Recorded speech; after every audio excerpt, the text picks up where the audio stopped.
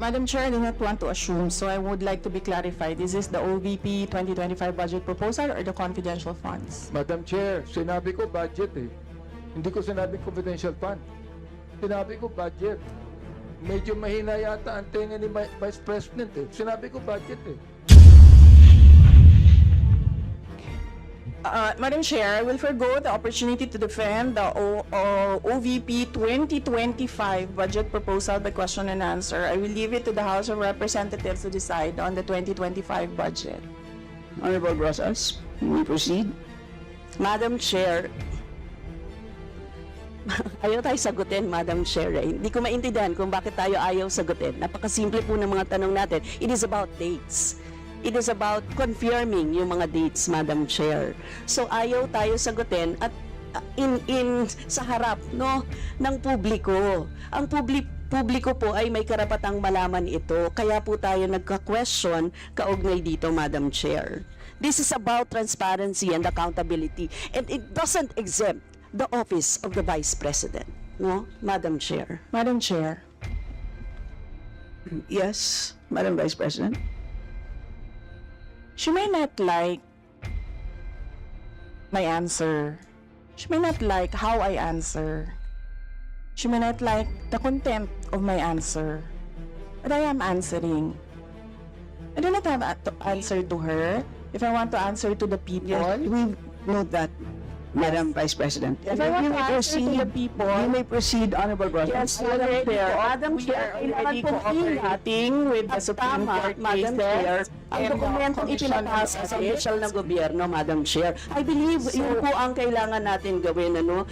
Sa isang simpleng mamamayan, kapag Madam nagkamali ka ng kahit isa sa Diba? form na sasagutin, Please wait Madam to be Chair, acknowledged. Yes, Honorable Rosas, please yes, proceed. nagpapasa tayo Diba, ng application, kailangan tama ang nakalagay, Kung hindi Madam na naman Chair. gusto kung paano Ipapasulit sa'yo kapag nagkamali ka, ganyan din ang Please wait gobyerno. to be acknowledged, Diba? Madam Vice President. Isa-isa lang Hindi po tayo, naman hindi tayo pwedeng sabihin nyo na magkakaintindihan. hindi ako sumasagot dahil hindi niya gusto yung sagot ko. Yes, isa-isa lang po tayo magsasalita. So yes, Honorable Rosas, Yes, please proceed and continue.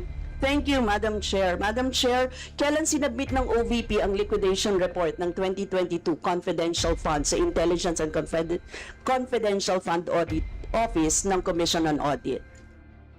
Yan, Madam Chair, siguro naman masasagot tayo ng OVP, Madam Chair. Madam Vice President. I will forgo the opportunity to defend the OVP 2025 budget proposal. By question and answer, I will leave it to the House of Representatives to decide on the proposal. Honorable Rosas, proceed please. Yes, Madam Chair, simple questions of dates, no, Madam Chair, hindi na tayo sinasagot. I don't think so nasasagutin niya tayo sa iba pa. So, Madam Chair, let me run down my questions sa iba pa. Madam Chair, yung pagtanong ko sa kailan sinabmit, tapos kung kaya, ibig sabihin yung liquidation report na dated January 10, 2023, it was only submitted to ICFAO on September 18, 2023. And Madam Chair, pinrocess ang confidential funds na ito noong 2022.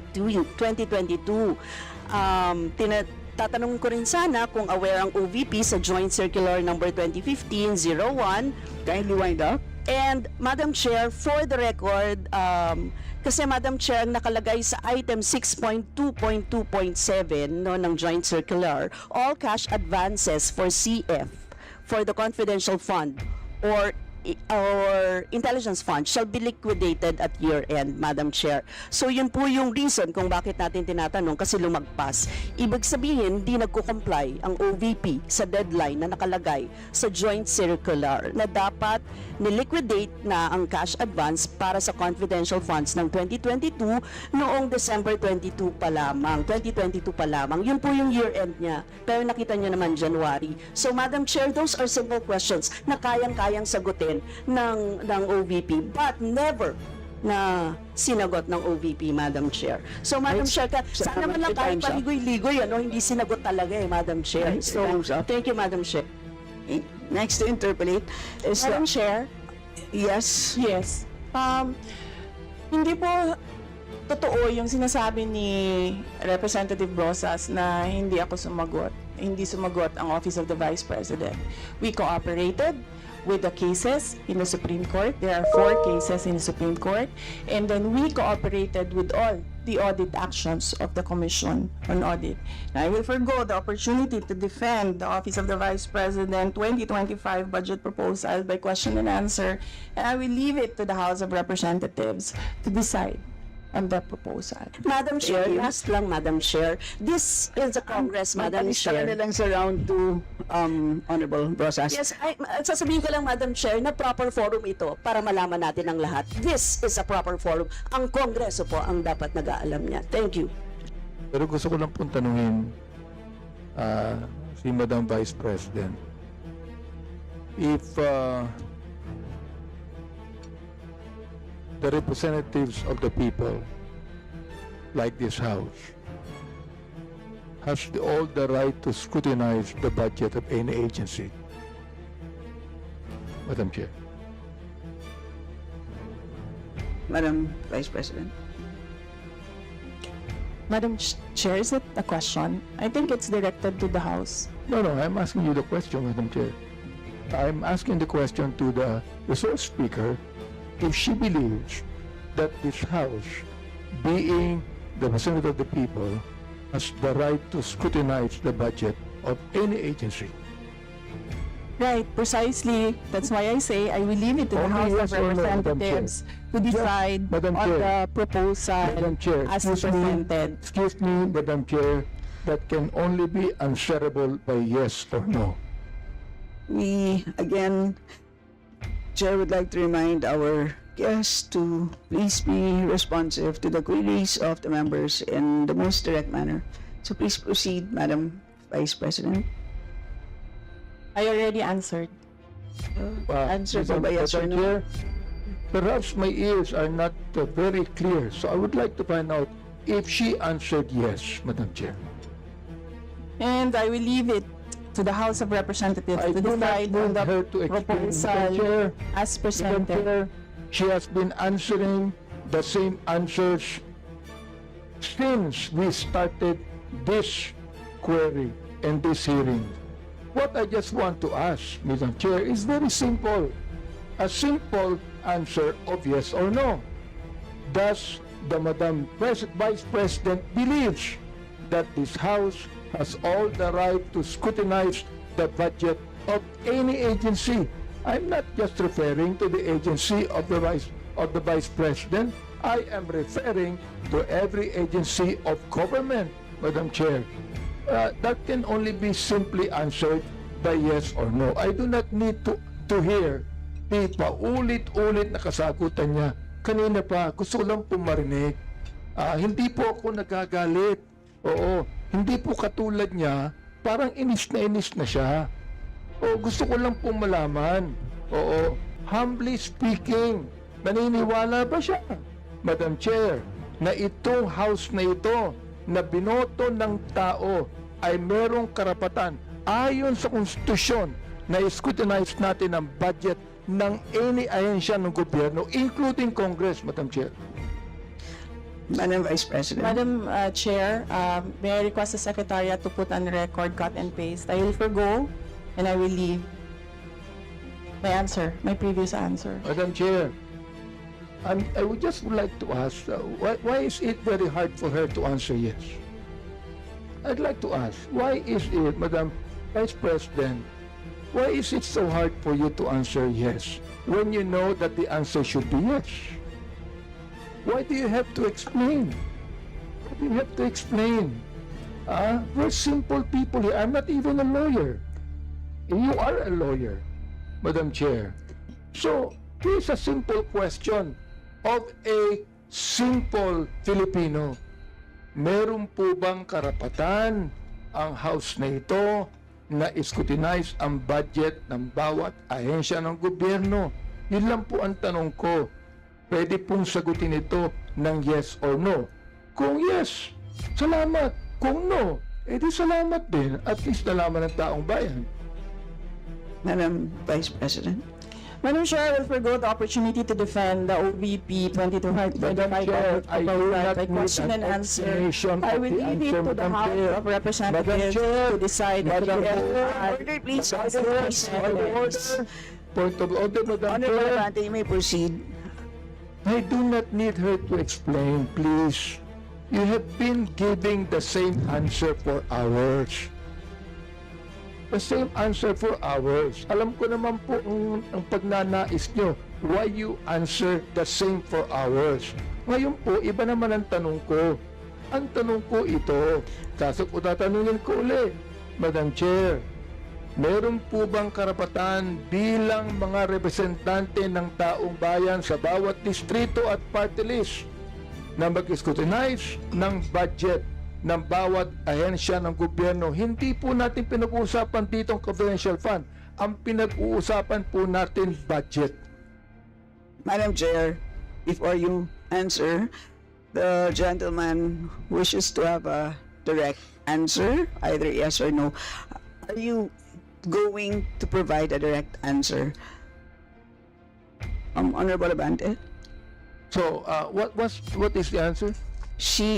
I asked whether our Madam Vice President will provide a direct answer to your query, and the answer is no. May I know why? Madam Vice Madam President? And her answer is no as well. I don't think that would be the right answer, Ms. The question is, may I know why? And her answer is no. Would that be the right answer to the question why?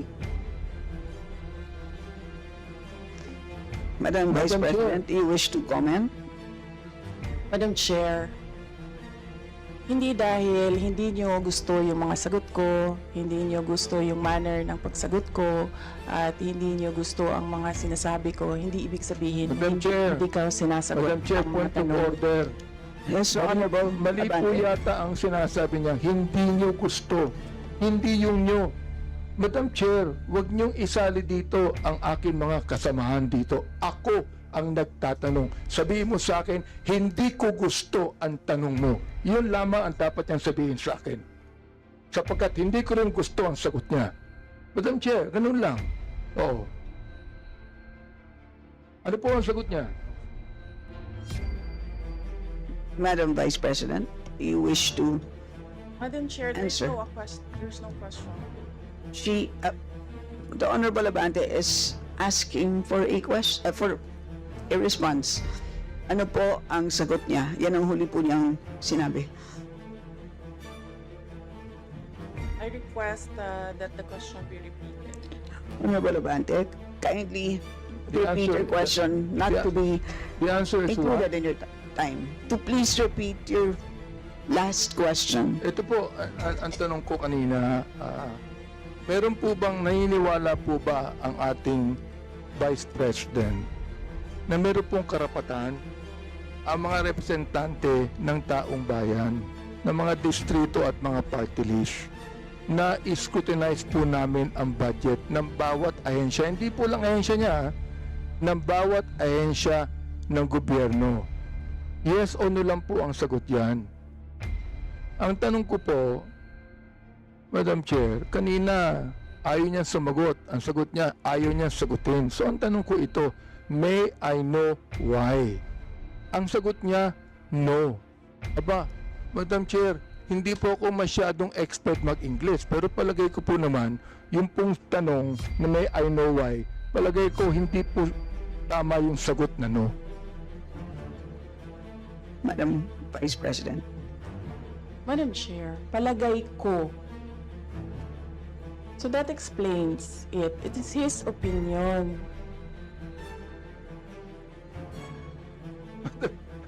Madam Chair, It's up to you. You are the deciding officer. Madam Chair, hindi ko po opinion yun. Nakalagay po sa Constitution yun. Tulad po ng Vice President natin. Naniniwala po siya sa mandato niya bilang Vice President. Naaayon sa Konstitusyon.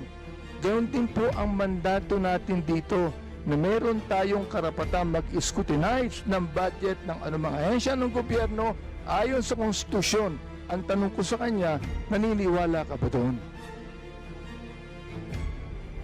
Madam Vice President. Madam Chair, umikot na po tayo. Bumalik na tayo sa simula. Natapos na yon, nasagot na. Ang sinabi, palagay ko, hindi iyan ang tamang sagot.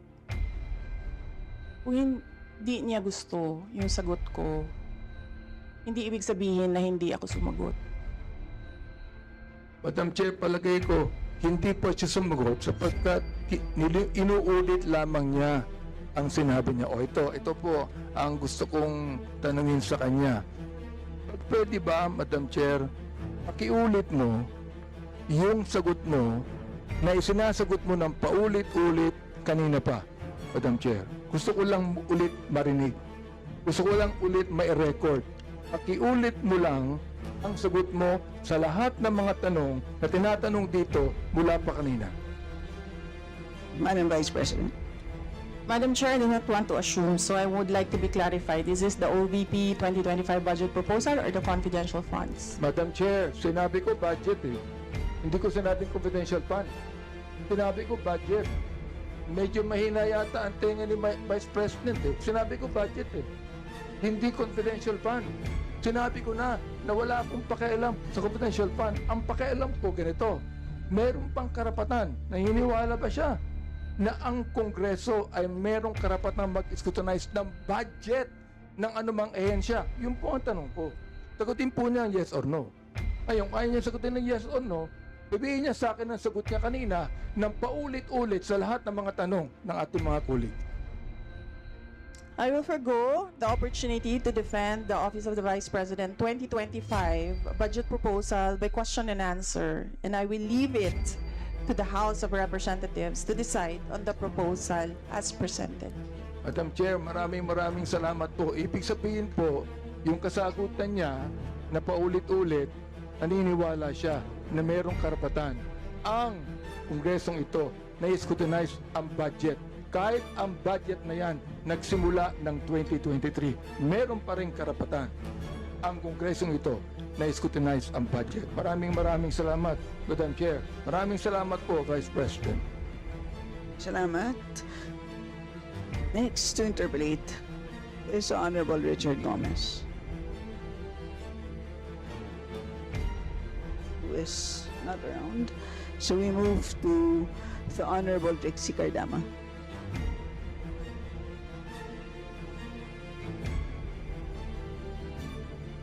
Thank you, Madam Chair. Good evening po, VP Sara. Although kami po ay mga kinatawan ng taong bayan na nakakakuha ng libo-libong boto ng Pilipino, kayo po ang most voted national official sa kasaysayan ng bansang ito. Kinakakatawan po ninyo ang kagustuhan ng pinakamaraming milyong-milyong Pilipino. At bilang isang mataas na opisyal ng Armed Forces of the Philippines Reserve Force, ano pong masasabi nyo sa mga kaalyado ng NPA na nakapasok sa gobyerno at ginagamit ng pondo ng gobyerno para tumulong sa pagpatay sa ating mga pulis at sundalo at i-recruit ang mga kabataang Pilipino? Madam Vice President.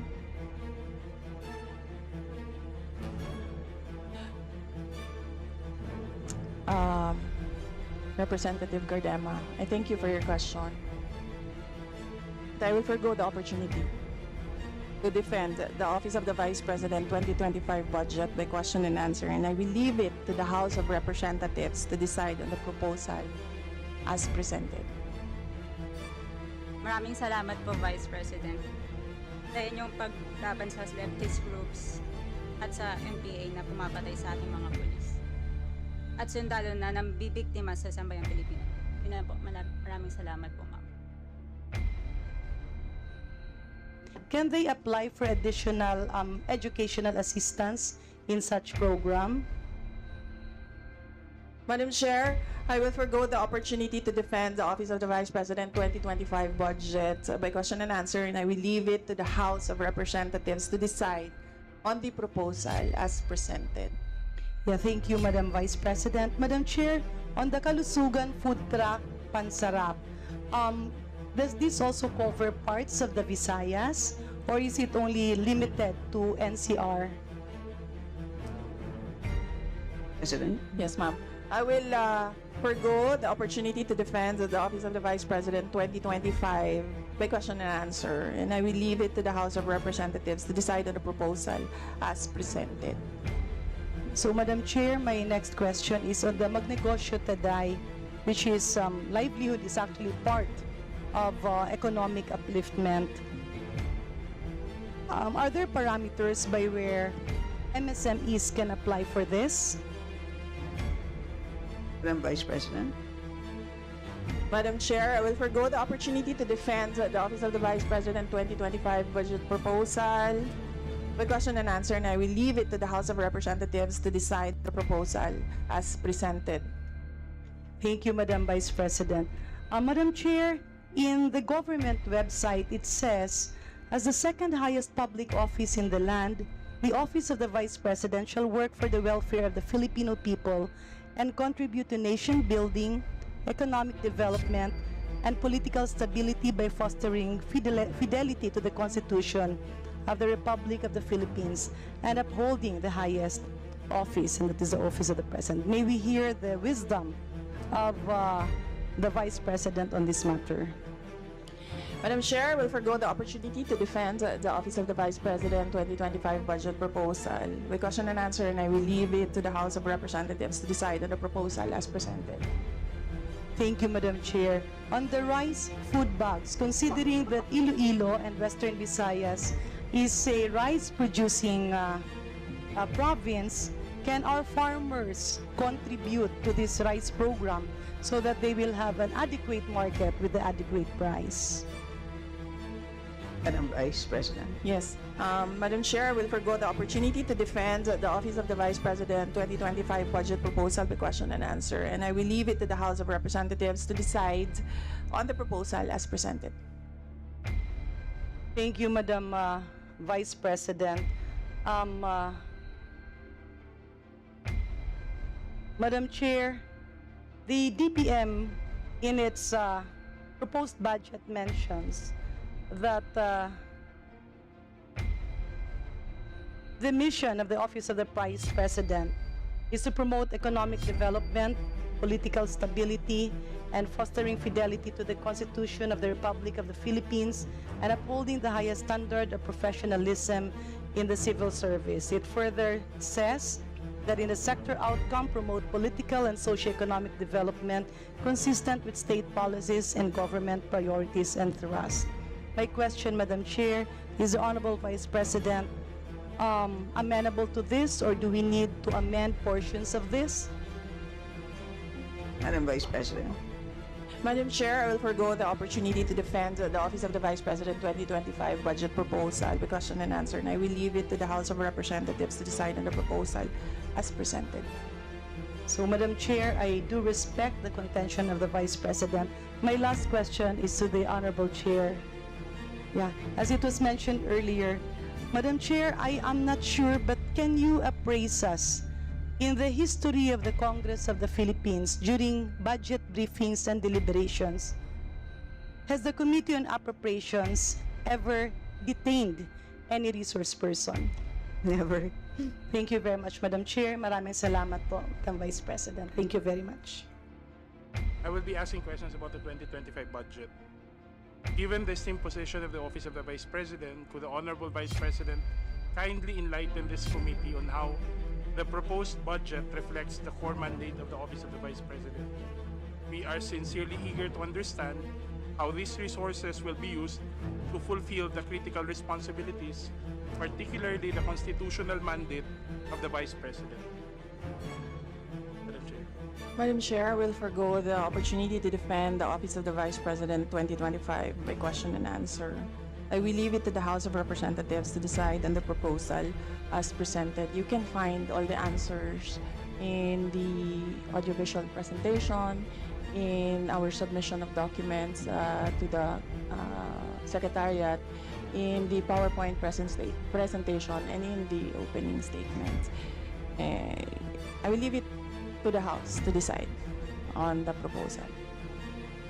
Madam Chair, with the significant budget being requested by the Office of the Vice President, this committee is, I believe, keen to hear about the tangible successes by the OVP's programs thus far, will this budget ensure that such commendable progress continues? I'm referring to the budget requested for 2020. Madam Chair, I will forgo the opportunity to defend the Office of the Vice President 2025 budget by question and answer, and I will leave it to the House of Representatives to decide on the proposal as presented. Madam Chair, I believe we are all familiar with the constitutional mandate of the Vice President, and that's why we'd want to know if the Honorable Vice President could clarify how the proposed budget allocation and the programs that it supports are aligned with this constitutional mandate of the Vice President.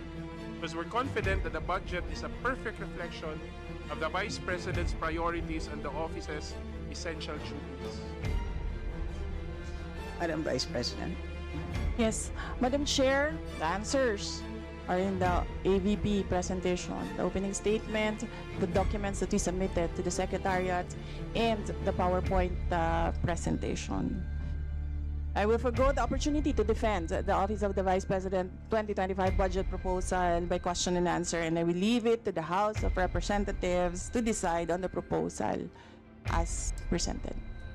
Thank you, Madam Chair. Madam Chair, in the spirit of collaboration, could the Vice President also share how the OVP works with other agencies to avoid duplication and ensure the efficient use of public funds? We trust that the budget is also a reflection of such strategic coordination.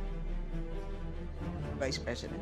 Madam Chair, I will forgo the opportunity to defend the Office of the Vice President 2025 budget proposal by question and answer, and I will leave it to the House of Representatives to decide on the proposal as presented.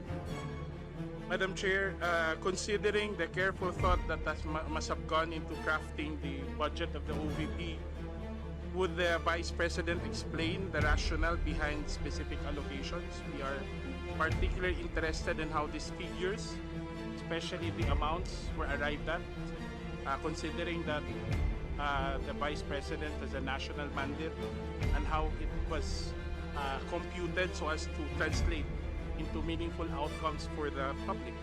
Madam Chair. Madam Vice President. Yes, Madam Chair, I will forgo the opportunity to defend the Office of the Vice President 2025 budget proposal by question and answer, and I will leave it to the House of Representatives to decide on the proposal as presented.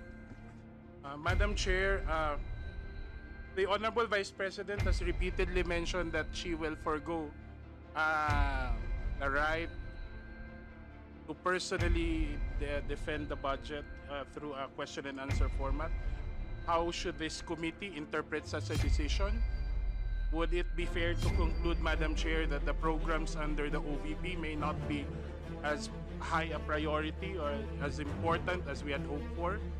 Or should we interpret the response and the demeanor of the Vice President indicates that we, the elected representatives of the people, and the people that we represent do not deserve an explanation on how public funds would be spent by their office, Madam Chair? Yes, Madam Vice President. Yes, Madam Chair, all the answers are in the audiovisual presentation, the documents that we submitted to the committee secretariat, the opening statement, and the PowerPoint presentation. I did not say forgo the right, I said forgo the opportunity to defend. Thank you, Madam Vice President, because I think it's not our right to explain our budget. It's our duty to explain our budget. That's all, Madam Chair. I would have to say, I leave it to the committee to consider the responses of our Honorable Vice President in the approval of the budget of the OVP. Second, Vice Chair, nakakalungkot kasi nandito tayo lahat para tayo malinawan kung ano talaga yung nangyari, lalong-lalo na sa budget ng Vice President pagdating sa confidential fund and yung budget niya ngayong 2025. Kaya lang, hindi na rin ako magtatanong kasi alam ko paulit-ulit din yung kanyang isasagot. So nakaka-frustrate lang dahil ito ay pera ng taong bayan. I would like to thank the Vice President for showing her true colors to the House and her lack of respect for check and balances and the separation of powers and accountability. We are a republic. We don't have a king or a queen. Now, Madam Chair, dahil hindi naman masagot ni VP Sara yung mga katanungan ng miyembro, may I move now to defer the hearing of the budget of the Office of the Vice President. I so move, Ms. Is Madam there Chair. any objection? Hearing none, same is approved. So the hearing or the briefing, the budget briefing, shall be rescheduled or shall continue on September 10 at 9 a.m. So with that, the budget briefing is suspended.